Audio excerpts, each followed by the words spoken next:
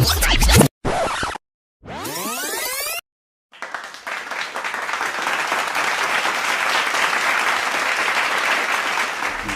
membahas sebuah film yang sedang menjadi trending request para pecinta film. Ya, apalagi kalau bukan sequel dari film Train to Busan yang sangat seru, bahkan sampai masuk ke dalam film box office. Dan film kali ini berjudul Peninsula 2020. Film ini menceritakan 4 tahun setelah kejadian film Train to Busan. Mungkin sudah banyak juga yang membahas film ini. Ya, secara gitu film yang paling ditunggu. Namun tenang, sudah dipastikan setiap kreator video mempunyai caranya masing-masing untuk mendeskripsikan film tersebut. Harap tonton video ini sampai akhir, di samping biar kalian ngerti, juga karena akan ada analisis untuk film ini. Baiklah, daripada berlama-lama, mari kita langsung saja ke pembahasan kita. Dan jika kalian suka dengan channel ini, silahkan subscribe aja, biar gak ketinggalan video-video menarik lainnya. Film ini diawali dengan scene sekelompok survivor bernama Jong Seok. Gue di sini nggak ganti nama lagi kayak kemarin ya, biar berasa seriusnya, biarpun belibet nyebut namanya. Jong Seok bersama keluarganya yang mengendarai mobil akan segera pergi meninggalkan negara Korea yang sudah kacau balau karena wabah zombie. Diceritakan Busan pun sudah porak-poranda dalam waktu singkat. Hingga di tengah perjalanan, mereka dicegat oleh seseorang yang meminta pertolongan. Ia bilang, "Tolong ajak kami pergi. Aku punya anak dan istri." Namun dengan berat hati, Jong tidak bisa mengajak lelaki itu, hingga tiba-tiba benar saja datang seorang wanita bersama anaknya yang masih balita. Ia memohon untuk diajak pergi meski cuma anaknya saja yang pergi. Namun juga dengan berat hati Jong pun meninggalkannya. Alhasil mereka pun ditinggalkan dan tak tahu harus bagaimana. Juga diberitakan bahwa wabah zombie ini sudah mencapai level yang parah, sehingga seluruh pertahanan militer dan pemerintah pun hancur hanya dalam 1 hari saja. Bahkan Busan, jika kalian pernah menonton film Train to Busan, para survivor yang tersisa berjuang sekuat tenaga menuju Busan untuk keamanan. Namun kini katanya Busan pun sudah runtuh. Jadi jika kalian ingin mengetahui nasib dari si ibu hamil dan 1 anak yang selamat di Train to Busan, kalian tidak akan menemukannya di sini. Kita bisa berspekulasi mungkin saja mereka tidak selamat atau bisa saja selamat, tidak ada yang tahu. Kembali kepada Jong Seok. Mereka akhirnya sudah sampai di kapal pengungsian guna meninggalkan Korea, dan tujuan mereka adalah Jepang. Mereka akan mengungsi ke sana. Kakak dari Jong dan anaknya pun sudah aman di penampungan. Hingga tiba-tiba Jong mendapat kabar bahwa katanya tujuannya kini beralih, bukan ke Jepang, melainkan ke Hong Kong. Sangat mendadak sekali, dan di saat yang bersamaan tiba-tiba di dalam penampungan ternyata ada pasien yang terinfeksi dan lolos masuk ke kapal itu. Hingga situasi menjadi kacau. Mendengar kabar itu, Jong pun berlari menyelamatkan kakaknya, namun sudah terlambat. Anak dari kakaknya sudah terinfeksi, juga para pengungsi lain. Ia pun menyuruh kakaknya untuk segera pergi, namun ia memilih diam di tempat bersama anaknya, dan para zombie pun bangkit, kakaknya pun mati di sana. Kabar bahwa kapal terakhir yang mengangkut pengungsi terinfeksi pun menyebar, dan kini Korea dikarantina oleh semua negara selama 4 tahun. Dan film Peninsula pun dimulai. Diceritakan 4 tahun setelah kejadian di kapal tadi, kini Jong Seok sedang berada di Hong Kong dan menjadi gembel, atau istilahnya rakyat kalangan bawah.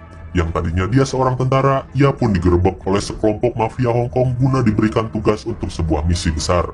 Ia pun bersama kakak iparnya pun dikumpulkan bersama para survivor lain guna mengambil truk yang berisi uang dalam jumlah besar yang terperangkap di jalanan kota di Korea. Awalnya mereka tidak ingin untuk kembali ke sana, namun karena mereka dijanjikan akan mendapatkan 2,5 juta dolar per orang dan juga melihat situasi kemiskinan yang mereka alami di Hong Kong, tidak ada cara lain untuk mengubah nasib. Mereka pun menerima tawaran itu dengan kembali ke Korea. Mereka pun diberi info bahwa tenang saja, zombie-zombie itu buta ketika malam, asalkan tidak ada cahaya dan suara yang mengundang kedatangan para zombie itu. Dan malam keberangkatan pun tiba. Mereka bersiap-siap dengan senjata dan telepon satelit untuk berkomunikasi ketika berhasil mendapatkan truk itu.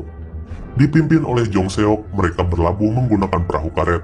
Terlihat pelabuhan yang sudah amburadul, karena memang Korea kini sudah menjadi negara mati. Di awal langkahnya mereka sudah dikejutkan dengan tulisan-tulisan di aspal dengan tulisan "Tuhan sudah meninggalkan kita".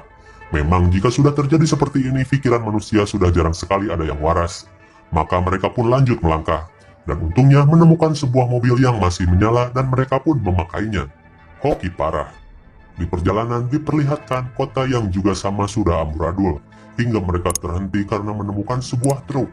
Mereka pikir itu truknya, dan Jong turun untuk memeriksanya. Sesampainya di sana, ternyata itu bukan truknya, karena memiliki plat nomor yang berbeda. Namun pandangan Jong tertuju kepada bangunan kaca yang ia curigai, dan setelah memakai night vision terlihat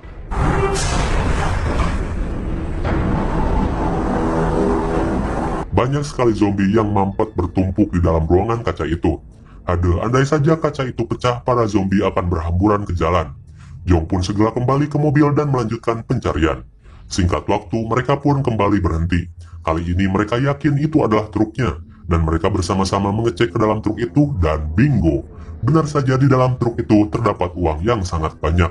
Cukup untuk membeli nasi goreng untuk seluruh rakyat Indonesia.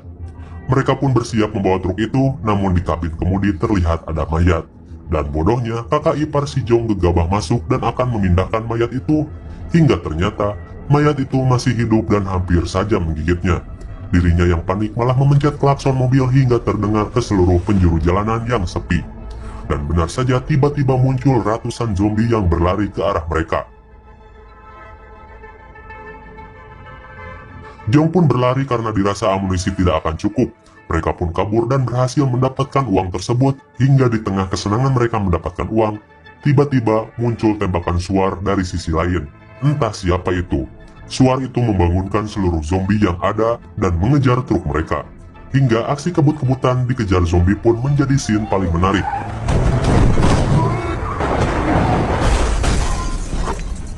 Seluruh timnya tewas karena kecelakaan dan dimakan zombie. Beruntung kakak iparnya berhasil selamat dengan masuk ke dalam truk tadi, dan Jong pun harus bertarung dengan para zombie hingga untung saja ia diselamatkan oleh seorang wanita remaja bersama seorang bocil yang imut. Dan di sini terjadi aksi yang sangat keren ketangkasan bocah ini dengan mengemudikan mobil tak kalah dengan aksi Fast and the Furious.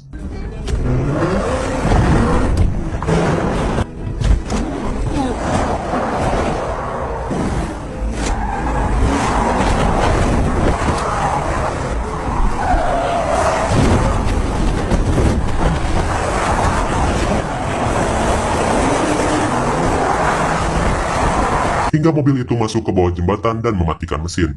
Karena terlihat di depannya banyak sekali zombie yang sedang nongkrong, maka si bocil pun mulai mengeluarkan RC modifikasinya untuk mengalihkan perhatian dari para zombie itu. Meski RC-nya harus terguling dulu, namun akhirnya ia berhasil membuat zombie itu bubar.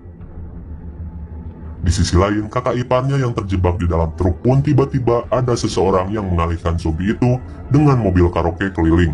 Dan komplotan berandal bersenjata itu pun menghampiri truk itu dan membunuh satu survivor yang masih hidup namun sudah terinfeksi, hingga tiba-tiba mereka menyadari ada seseorang di dalam truk itu. Ya, itu adalah kakak ipar Jong. Mereka menyandranya di markas mereka dan membawa truk tersebut.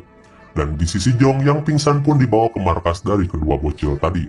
Di sana Jong sadar, terlihat ada satu orang kakek dan dua anak yang berada di markas itu. Hingga datanglah satu orang wanita. Dan ternyata Jong mengenali wanita itu. Ya, itu adalah wanita yang dulu 4 tahun lalu meminta tolong kepada Jong. Dan kini dirinya yang ditolong oleh mereka. Jong pun kaget dan shock. Mereka masih survive hingga saat ini. Dan diceritakan si kakek ini terus saja menelpon dengan menggunakan radio komunikasi. Ia terus saja menyebut nama Jen, yang katanya Jen pasti akan datang dan menjemput mereka. Meski sudah bertahun-tahun menunggu dan mereka hampir menyerah dengan jemputan itu. Namun sepertinya si kakek tidak. Ia tetap yakin suatu saat Jen akan menjemput mereka. Di sisi lain, kakak ipar dari Jong pun diseret masuk ke dalam markas para berandalan itu. Terlihat suasana yang mengerikan seperti perkumpulan orang gila. Banyak sekali mayat yang digantung di tempat itu, menandakan tempat itu bukan tempat perlindungan yang aman. Hingga seorang wanita tadi yang bernama Min pun bicara. Katanya mereka adalah para militer yang dibentuk untuk menyelamatkan warga sipil, namun kini mereka menjadi gila karena selama 4 tahun bantuan yang mereka harapkan tak kunjung datang.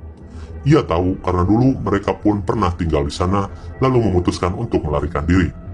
Kembali kepada para berandalan tadi, mereka mempunyai pemimpin yang biasa disebut Kapten Seo. Dirinya pun sudah hampir gila dan akan bunuh diri karena sudah putus asa. Hingga ia mendapat kabar dari temuan para anak buahnya, yang menemukan sebuah truk yang berisi uang yang banyak. Ia pun penasaran dan melihatnya. Dan benar saja, ia menemukan uang yang banyak dan telepon satelit. hingga ia mengaktifkan telepon itu dan ada panggilan masuk. Ternyata itu adalah para pengutus yang ingin menanyakan kabar dari misinya, dan sialnya malah si kapten yang menemukannya. Ia pun membuat perjanjian dengannya untuk mengirimkan uang itu asalkan ia bisa keluar dari tempat ini. Oh ya, dan kini nasib dari kakak ipar Jong pun malah menjadi kelinci permainan oleh para berandalan itu. Ia dipilok dengan nomor 61 dan dikurung di dalam sebuah peti kemas bersama para korban lainnya. Ternyata sudah banyak juga yang menjadi korban atas perlakuan berandalan itu.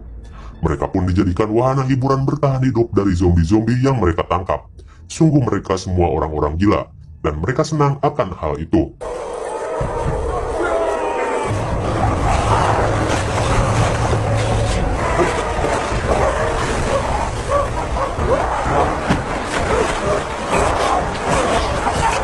Untung saja kakak iparnya masih selamat di hari pertama pertunjukan itu.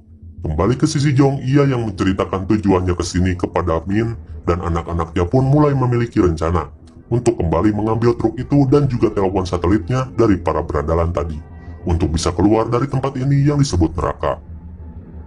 Hari itu pun datang, Jong yang selalu bermimpi buruk karena ia mempunyai sebuah beban, dan ia memutuskan untuk menceritakannya kepada Min, bahwasanya dia mengaku dulu pernah bertemu dengan Min yang sedang meminta bantuan kepadanya, dan ia malah meninggalkan Min. Ia pun meminta maaf. Namun Min tidak peduli. Ia bicara, bukan hanya mobilmu saja yang sudah meninggalkan kami. Ada 31 mobil lain setelahmu yang juga mengabaikan kami. Jadi nggak apa-apa, itu memang sudah seharusnya, kata Min. Dan mereka pun mempersiapkan senjata untuk bisa menyelinap masuk ke dalam markas berandalan tadi. Malam pun tiba. Mereka mulai bergerak. Min dan Jong akan pergi, sedangkan anak-anaknya bersama si kakek disuruh untuk diam dan menunggu. Namun jika sampai matahari terbit kami belum kembali, kalian pergi saja, kata Min kepada anak-anaknya. Dengan berat hati, anaknya pun menyetujuinya, dan Jong bersama Min pun pergi melalui jalan tikus yang Min ketahui.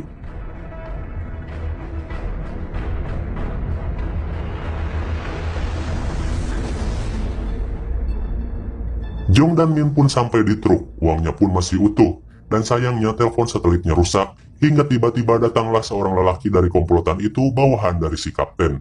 Ia pun ditodong dan disuruh diam. Namun lelaki itu bilang, "Bisakan kalian membawa kami pergi?" Dan Jong pun pergi menyelamatkan kakak iparnya yang sedang dijadikan kelinci permainan oleh para berdebah gila di sana. Dan sesaat sebelum kakak iparnya diterkam, datanglah Jong menyelamatkannya. Untung saja si Jong adalah mantan tentara. Jadi ia sangat cekatan dalam berperang melawan zombie dan juga para orang gila bersenjata di sana. Dan peperangan pun terjadi yang membuat kakak iparnya mati tertembak.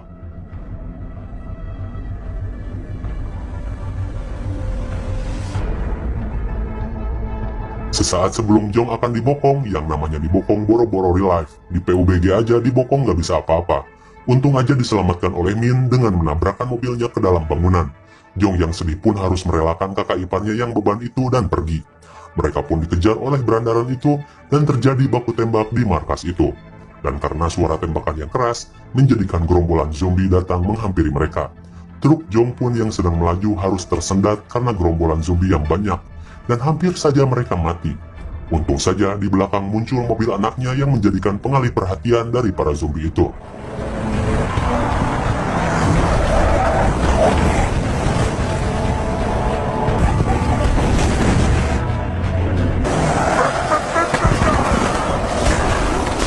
Zombie itu teralihkan, dan ketika hampir lolos, tiba-tiba gerombolan orang gila pun kembali mengejarnya dengan mobil, dan kembali terjadi adegan kebut-kebutan yang seru di sini.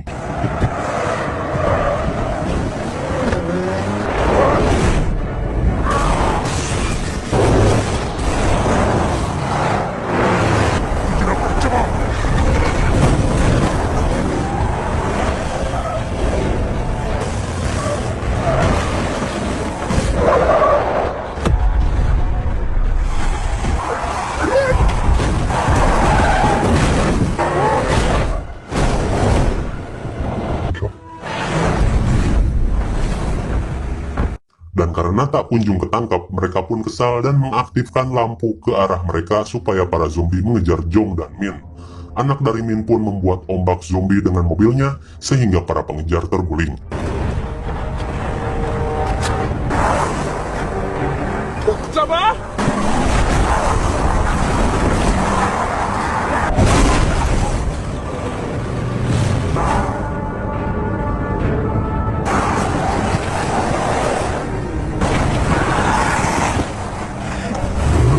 Hingga Jong pun ingat dengan para zombie yang berada di dalam gedung kaca.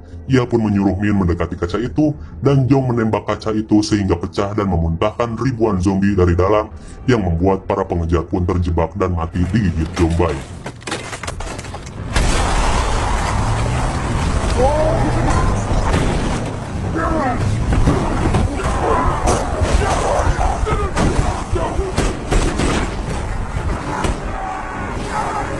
Akhirnya mereka berhasil lolos, dan Jong menelpon para penjemput untuk menunggunya di pelabuhan. Tampak anak-anaknya sangat senang karena melihat kapal besar yang akan menjemputnya. Hingga 저기 배야? 와, 오예!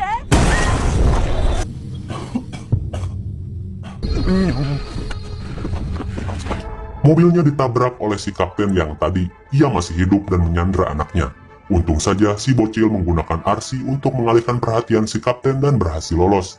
Namun si kakek harus tertembak karena melindungi si bocil. Dan Min tertembak di kaki. Si kapten lolos menggunakan truk yang penuh dengan uang dan akan membawanya sendiri untuk kabur.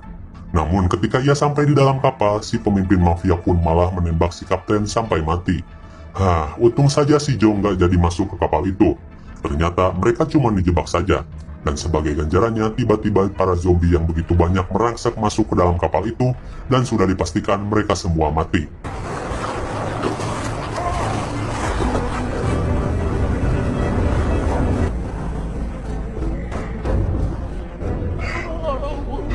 Di sisi Jong, si kakek yang sekarat pun lalu mati, menyisakan kesedihan bagi mereka, karena si kakeklah yang menolong mereka ketika tidak mampu melawan zombie 4 tahun yang lalu. Dan tiba-tiba keajaiban pun datang. Terdengar dari kejauhan muncul kapal Hercules yang datang menjemput mereka. Dan Min pun bilang kepada Jong bawalah anak-anak pergi dari sini, karena memang ia pun sudah tidak kuat berjalan karena kakinya tertembak. Dan ia pun akan melindunginya dari belakang. Mereka pun berlari sekuat tenaga menuju pesawat yang sudah mendarat. Sambil dikejar-kejar zombie yang mulai berdatangan, Min pun melindungi mereka dan ia pun terjebak di dalam mobil truk. Ia pun membunyikan klakson mobil guna memancing para zombie yang akan mendekati anak-anaknya. Jong pun sampai, ternyata itu adalah para tentara PBB dan terlihat name tag-nya tertulis nama Jen. Benar saja kata si kakek tadi, Jen pasti akan datang, namun sayangnya si kakek sudah mati. Anaknya pun meminta Jen untuk menyelamatkan ibunya yang terlihat akan bunuh Dirman, namun Jong berbicara, aku akan menyelamatkannya. Dan Min pun tidak jadi menembak dirinya sendiri. Ia pun berusaha selamat dengan menembaki zombie-zombie itu sampai pelurunya habis dan berlari. Jong pun melindunginya dari depan, dan untung saja mereka berhasil selamat.